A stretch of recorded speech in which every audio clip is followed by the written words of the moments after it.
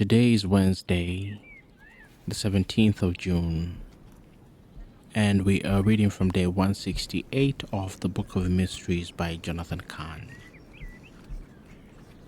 Day 168, The Law of Cosmic Motion. It was the warm afternoon of a sunny day. The teacher and I were sitting under the shade of a nearby tree. Newton's first law of motion, he said. An object in motion stays in motion with the same speed and in the same direction unless acted upon by another force. At that, he threw a small rock up into the air, then caught it as it came down. When I threw up the rock, it was an object in motion, but then it stopped rising. It was acted upon by another force, the force of gravity. Newton's law applies to forces within the natural world. But what if we take it to its ultimate level? What about the motion of the world itself? What do you mean? The world is fallen. Its motion is that of a fall, the motion of sin, of evil. So how do you stop that motion? The motion of the fall. How can you end sin and evil?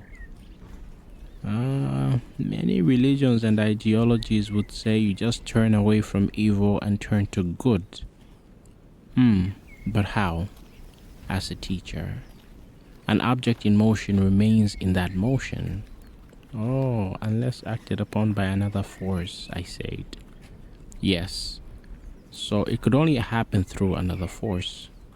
So what is the other force?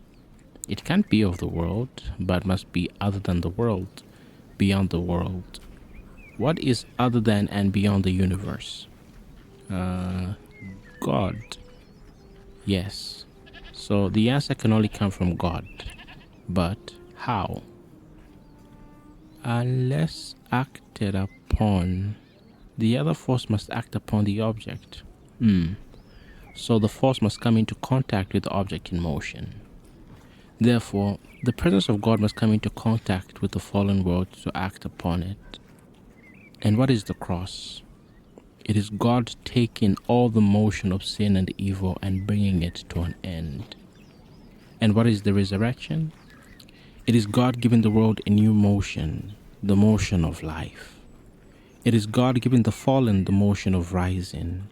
And that's why the only way to truly change the motion of your life is by the motion of God, by the motion of His life. And the only way to change your heart is by the motion of His heart.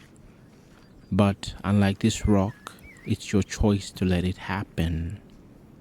So the key is to let Him act upon you, to receive the presence of God and let the force of His life and the power of His love act upon and change the course of your life. For an object in motion will stay in that motion unless it comes into contact with the motion of God. The mission.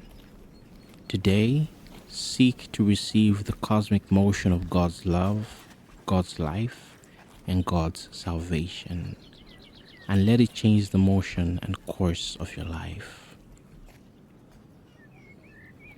And we are reading from Ephesians 2, verses 1 through 9, 1 Peter 2, verses 9 and 10, and 1 John 3, verse 16.